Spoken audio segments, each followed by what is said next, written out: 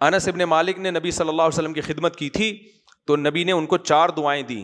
اے اللہ اس کے مال میں برکت دے, اے اللہ اس کی اولاد میں برکت دے, اے اللہ اس کی عمر میں برکت دے. بخاری کی حدیث ہے, اے اللہ آخرت میں اس کی مغفرت کر دے.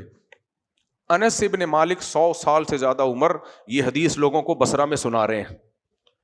کہتے ہیں 3 دعائیں میں نے نبی کی اپنی آنکھوں سے دیکھ لی, اور یہ وہ دعائیں تھیں جو نبی کے خدمت کے بدلے میں ملی ہیں. اس سے پتہ چلتا ہے بزرگوں کی خدمت کر کے دعاؤں لینے میں اور فری پھوکٹ کی دعاؤں میں تھوڑا سا کیا ہوتا ہے, بولو. ماں باپ کی خدمت کر کے دعائیں لینا اور فری پھوکٹ کی دعائیں, دونوں میں جان میں کیا ہوتا ہے, فرق ہوتا ہے. تو ایک تو پیغمبر کی دعا ویسے ہی جاندار, پھر وہ خدمت کے طور پہ.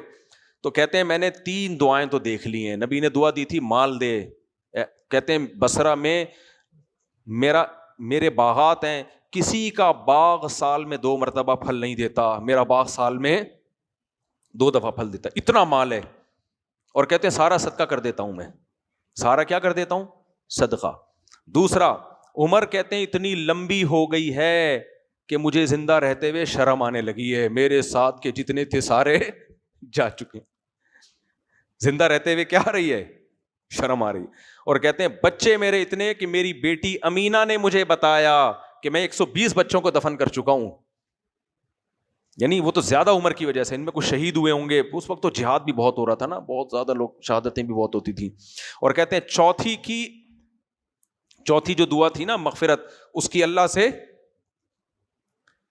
امید لگا کے بیٹھا ہوں کہ جس اللہ نے 3 دعائیں قبول کی ہیں وہ آخرت میں مغفرت بھی کرے گا.